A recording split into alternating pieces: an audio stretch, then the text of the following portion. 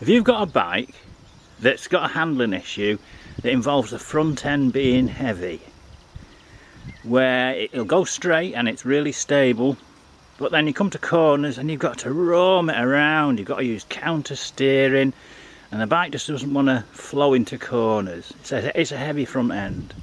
Now this is something you can try, that I've done, and it's greatly improved the handling. So this is my 1999 Suzuki Hayabusa 1300. As you probably know, the original layout of the Hayabusa is drop handlebars. So round about where the front indicators are now, that is where the handlebars were. So all the weight is forward. So all your body weight is leaned forward.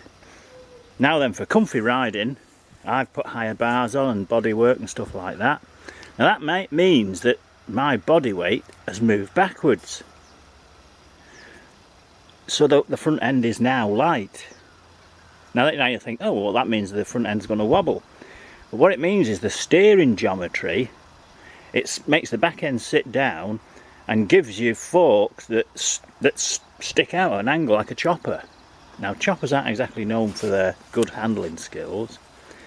And you've got what's called an increased trail. This means it just wants to go in a straight line. So after doing a lot of research and then coming up with a MotoGP chief mechanic who was saying that MotoGP bikes, when they're in a race, or when they're qualifying for a race or something, they come in and go, it's not steering right, it's not steering right. Quick fix is, they've got all the money in the world, they could just replace shocks like that. What they do is they jack up the ride height, and that changes the geometry. And that's something you can do yourself. What you need to do is raise the ride height up. Now what that means is when you sit on the back of the bike, it's not going to go down as much. The steering geometry will change and your forks will come back, and that will reduce the trail. And I've done it on this bike, and the difference is phenomenal.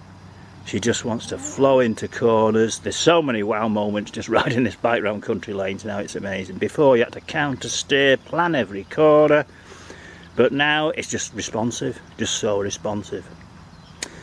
So give that a try. If it doesn't work, you can always lower the seat height down again. But before you start buying any fancy shocks or forks or triple trees or anything like that, adjust your suspension, raise your seat height, and see how the bike behaves.